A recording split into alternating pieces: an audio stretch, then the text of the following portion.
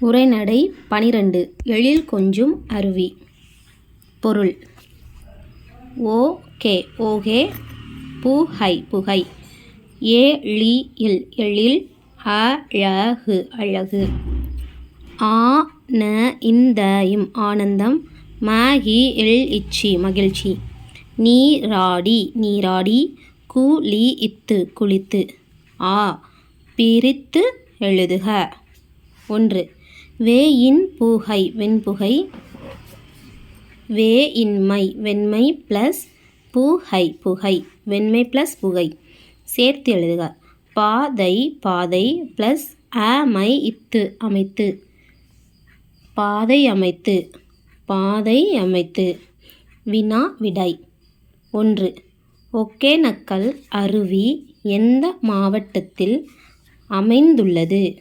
ஒகேனக்கல் அருவி தருமபுரி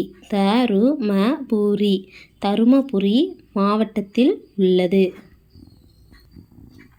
2.